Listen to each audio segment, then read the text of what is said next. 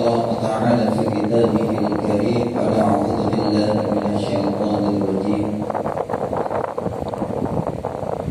قل هل يستوي الذين يعلمون والذين لا يعلمون إنما يتذكر أولو الألباب وقال تعالى أيضا يرفع الله الذين آمنوا منكم والذين أوتوا العلم درجات وقال النبي صلى الله عليه وسلم طلب العلم فريضة على كل مسلم ومسلمة صدق الله العظيم وصدق حبيبه الكريم ونحن على ذلك من الشاكرين والشاكرين والحمد لله رب العالمين. Hadratil mukarramin wal mukarramin yang kami muliakan, yang kami hormati, yaitu keluarga besar PBDI Sehat Pintar yang telah hadir pada kesempatan pagi hari ini, Al-Mukarram wal-Mukarram Al-Ustaz Sohirman Ayub KSPDI. Semoga beliau dan keluarga senantiasa diberikan banyak umur sehat walafiat, istiqomah dalam taat, dalam kebaikan sampai akhir hayat, amin. Tidak lupa serta hadir kami pada Dewan Asatidz Al-Mukarram Bapak Ustaz Sulaiman, Al-Mukarram Bapak Ustaz Abdullah Udafa dan Ustaz Ihsan dan para asatidzah yang lain. Tidak lupa kepada segenap wali santri ketika menuntut ilmu. Kata-kata santri itu tidak lepas dari pondok pesantren. Maka orang yang nyantri di pondok pesantren kita sebut santri, santriwan, santriwati. Ya. Para santri berarti orang yang mondok. Ini bahasa Indonesia bukan bahasa Arab. Thalabul ilmi, talabid, tilmidun dan lain sebagainya itu jarang dipakai. Lebih umum itu nyantri di mana, pesantren di mana. Ya, anakmu itu santri, adekmu itu santri. Apa itu santri? Ya, beberapa orang mengatakan bahwa santri itu punya singkatan. Hurufnya ada 5, SANTRI, sehingga disebut dengan santri. Ini buat ibu bapak sekalian. Yang pertama, santri terdiri dari S, yaitu siap-siap. Apa? Siap-siap. Siapkan. Kalau ibu mau nyantrikan anak, bapak ibu sekalian, anak mau nyantri nuntut ilmu jadi santri, S pertama, siapkan mentalnya. Biasanya tidur sama ibunya, sekarang kamu berpisah sama ibu. Siapkan mental. Kamu nanti di sana begini, sampaikan kepada anak yang mau nyantri bahwa nanti kamu akan bertemu dengan teman-teman yang berbeda waktu. Kamu harus sabar, kamu harus nunggu sama guru, nurut sama guru, taat sama guru, harus rajin dalam belajar. Siapkan mental kepada anak. Dan ini tugas adalah ibu dan bapak, tugas orang tua. Ya, jadi tidak sembarangan. Ya, tinggal taruh saja, tidak ada pesan-pesan khususnya buat anak. Yang ini penting, sampaikan kepada anak. Bagi yang belum, kesempatan masih ada. Walaupun anak sudah nyantri, ada sini, sistemnya ada sini. Jauhkan. Bismillah. Ya. Bismillah. Agak digedekan sedikit namanya volumenya.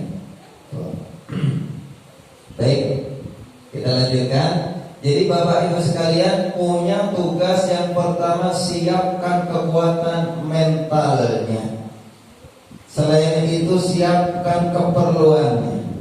Biasa orang pondok kan, Pak Ustaz, apa yang kurang? Kasur bawa, apalagi alas tidur bawa, ember, gayung, sabun, detek-detek macam-macam persiapan orang pondok itu disiapkan. Itu siapkan zahiriyahnya.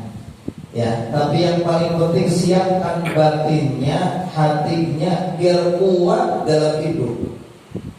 Jangan sampai kita acuh-acuh, karena nanti ketemu orang yang keras, orang yang sabar, orang yang lembut, ya.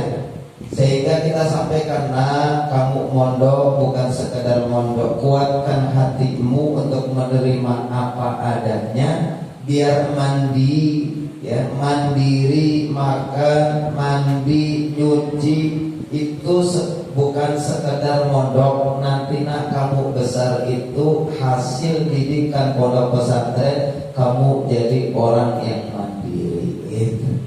Itu yang pertama, yaitu santri siapkan. Silakan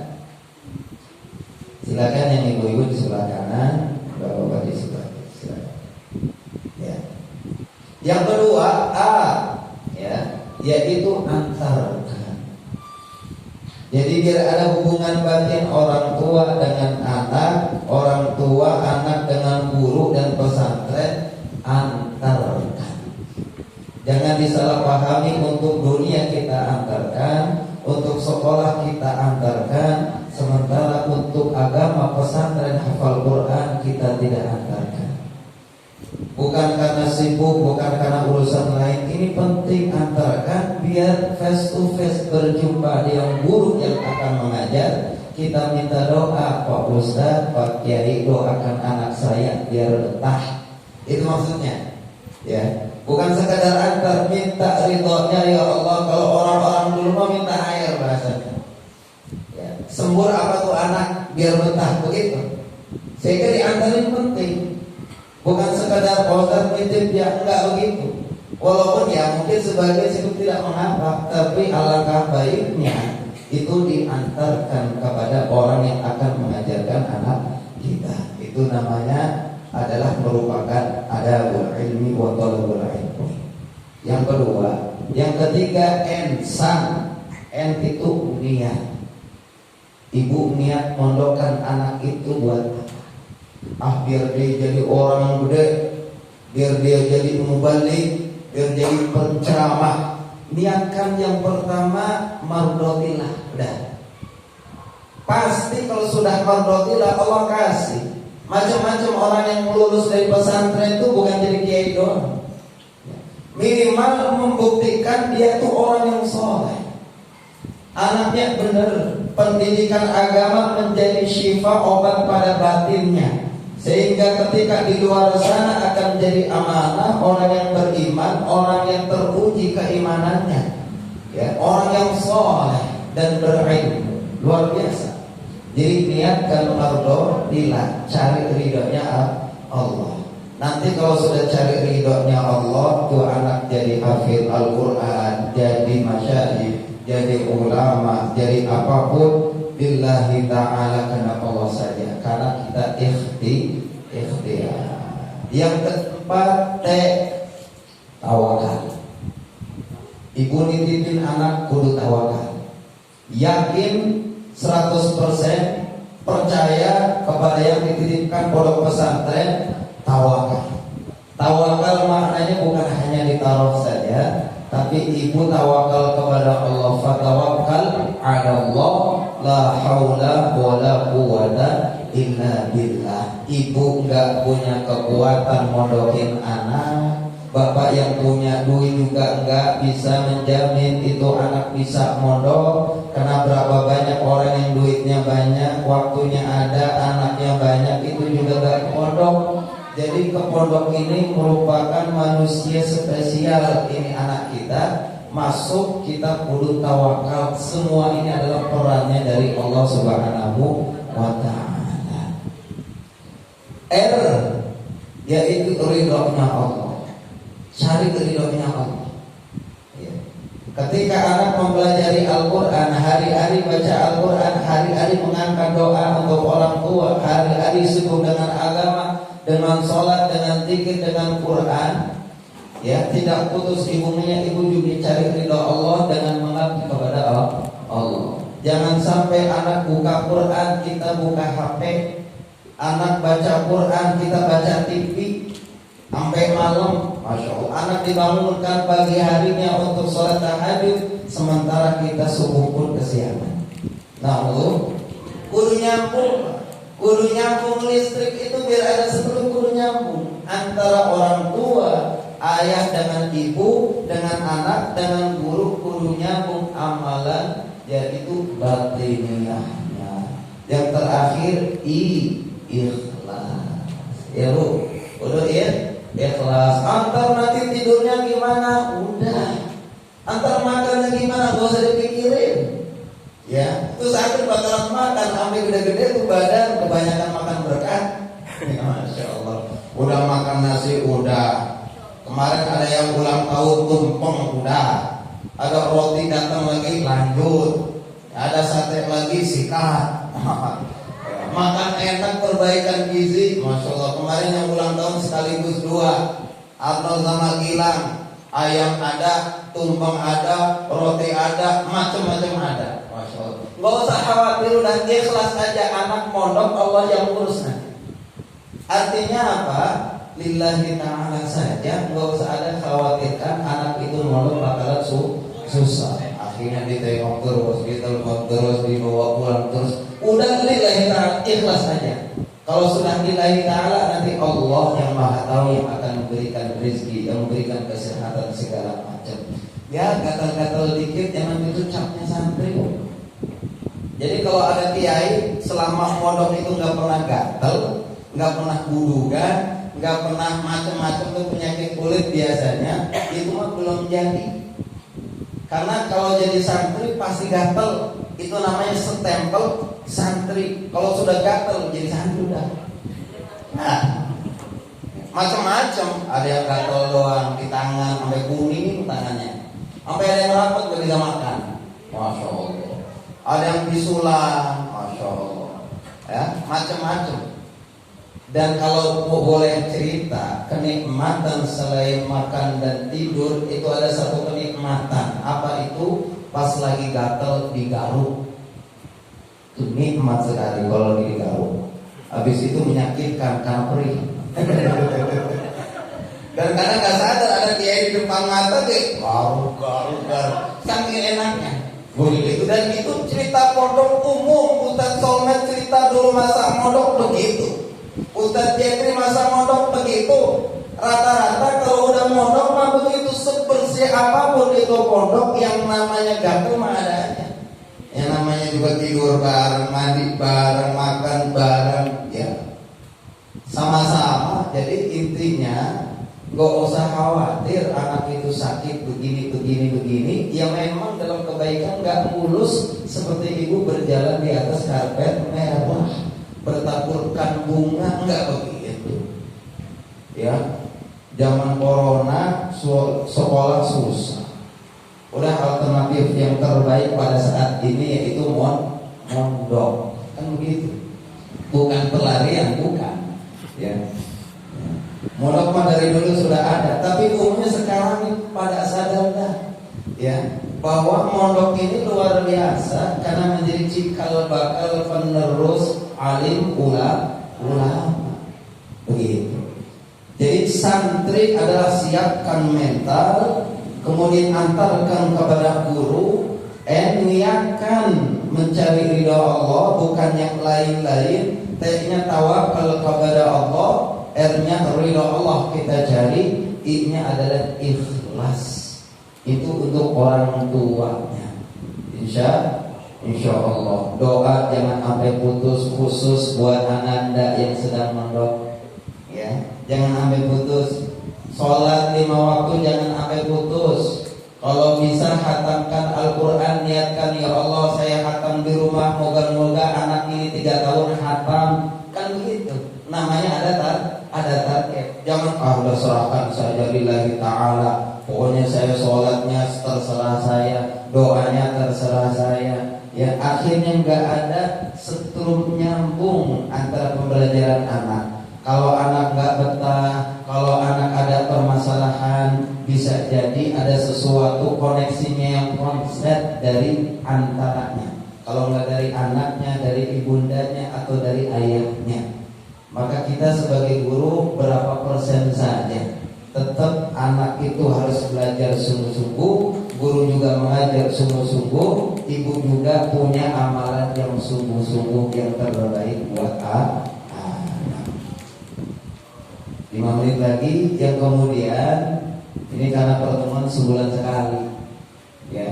Jadi perlu diingatkan betul pertemuan kita ini, karena ada hubungannya kita dengan anak-anak dan pengajar. Untuk para santri, tadi untuk wali santri orang tua. Sekarang untuk para santri. Santri itu apa? Singkatan juga dari bahasa Arab, sin, nun, ta, roh dengan ya, santri. Yang pertama adalah salikun ala akhirah, yaitu menuju kepada akhirat. Santri itu wawasannya akhirat. Dibiasakan dengan bangun pagi untuk tahajud, supaya pertama kali yang diingat adalah tentang akhirat. Doa alhamdulillahilladzi ahyana ba'dama amatana wa ilaihi nusyur. Diajarkan santri itu untuk melek dunia, itu akhirat. Lanjut sholat subuh, itu juga Masya Allah pekerjaan yang akan memperbaiki akhiratnya. Doanya juga untuk keselamatan kita dunia sampai akhirat. Nyantri itu luar biasa. Perjalanan hidupnya mondok itu memperbaiki akhiratnya. Yang kedua, nun adalah naibun anil masyayikh, sebagai pengganti penerus para masyayikh. Kalau sifat keduniaan sebentar doang udah banyak gantinya. RT meninggal, nggak lama udah pemilihan RT, dan RW meninggal udah ada yang gantinya. Ya, presiden belum meninggal udah ada yang pengen gantiin. Ya, itu dunia. Tetapi ada Kiai Maimun Juber, Kiai sepuh, Masya Allah, setelah beliau meninggal cikal bakalnya kita tunggu, Masya Allah jarang. Ya. Kemudian Kiai Zainuddin MZ, cikal bakalnya sedikit. Maka para santri adalah mencetak orang-orang yang akan menggantikan minal ulama wal masyayikh, para orang-orang tua kita yang tentang ilmu agama. Inilah penerusnya yang akan menjadi orang-orang yang mendekatkan agama dengan ilmunya. Mudah-mudahan anak kita jadi penerus-penerus para alim ulama. Amin. Taknya santri, ta yaitu tarikun anil ma'asi. Coba perhatikan santri, ini bukan sekedar nyantri, kita ada hubungannya dengan mata, telinga, lisan kita dan hati kita. Apalagi terkhusus orang hafal Quran itu tarkul ma'asi itu suatu kewajiban. Tinggalkan kemaksiatan. Maka alhamdulillah di kita ini, di pondok kita ini wajib santri yang mondok non HP, tanpa adanya HP. Enggak ada HP sama sekali. Quran terus Quran. Ada masanya HP, kalau ada keperluan itu pun diizinkan waktunya. Jadi ibu gak usah khawatir di zaman sekarang kok anak-anak dijauhkan dari HP. Nanti ibu tahu sendiri jawabannya. Sekarang ibu udah bingung lihat anak zaman sekarang pegang HP luar biasa, udah. Nah sekarang gimana gak kerennya anak-anak yang masa-masa pegang HP, sekarang bukan pegang HP, pegang Quran, hafalin Quran. Kalau enggak ibu meneteskan air mata di kemudian hari, ya Allah, betul-betul ini adalah tarbiyah anak di pondok pesantren, sehingga nanti di kemudian harinya menjadi orang yang sukses dunia akhirat. Ini jangan sangka, oh biar anak ini gaptek, biar jauh daripada teknologi. Teknologi yang paling keren, yang paling besar, ilmu segala ilmu, Al-Quran lagi digarap. Masya Allah. Ya. Jadi tarkul ma'asi. Imam Syafi'i lihat paha orang, maaf, lihat betisnya saja ngadu sama Imam Waqi tentang soal hifzi, jeleknya daripada hafalannya. Ngadu, santri ngadu sama guru, hafalannya hilang mulu. Imam Syafi'i, sekelas Imam Syafi'i ngadu hafalannya hilang, pas ditanya kenapa, ternyata hafalannya hilang itu karena nggak sengaja lihat betis perempuan. Betis yang dilihatnya nggak sengaja, hafalannya hilang. Ini bukan betis doang yang dilihat, dan dilihatnya sengaja. Apa nggak kabur hafalannya? Masya Allah, minggat jauh, dihafal hilang. ya lepas lagi, khususnya yang besar-besar. Kalau yang kecil-kecil mungkin nggak begitu mengerti. Kalau yang sudah besar-besar itu sudah SMP, SMA, sudah ngerti begitu aurat batasnya seperti apa. Ingat, Al-Quran adalah sesuatu cahaya ilmu yang masuk ke dalam hati. Nggak akan masuk kalau kita tidak tarkul ma'asi, meninggalkan maksiat. Yang paling kecil pandangan, pendengaran, lisan. Maka kita juga belajar jangan sampai lisannya salah, ucapannya salah, pandangannya salah, begitu juga pendengarannya salah. Dosa telinga salah dengar, dosa mata salah lihat, dosa lisan salah mengucap. Jangan. Iya, dosa hati apa? Ya, salah berprasangka. Buruk. Orang yang selalu bersangka buruk, hidupnya gak akan nyaman. Maka selalulah husnuzon, bersangka baik. Di balik itu ada kebaikan, hidupnya nyaman, Allah kasih keberkahan, dan setiap ketemu orang itu hatinya adem. Yang bersangka buruk, setiap ketemu orang udah nebak, kayaknya tuh ibu-ibu kayaknya makannya banyak, bener kan makannya banyak gitu ya. Akhirnya sibuk, waduh akhirnya kue diumpetin, ambil jatah duluan segala macam lah. Akhirnya apa? Hidupnya nggak tenang karena ada bersangka buruk. Maka jangan sampai ada sangka buruk dalam hidup kita. Kalau bahasanya jangan ada dusta di antara kita. Masya Allah. Ya. Kemudian rohnya adalah rohibul fil alil khairat, yaitu senantiasa santri waktu senang sama kebaikan. Al-khairat, kebaikan kudu disenengin. Kalau kata Ustaz Abdullah, ayo waktunya sholat, senang. Waduh, ore waktunya sholat. Kata Ustaz Sulaiman, ayo waktunya ngaji setoran, senang bukan main. Waktunya setoran. Begitu. Jangan sebaliknya, waktunya program. Ya, program lagi.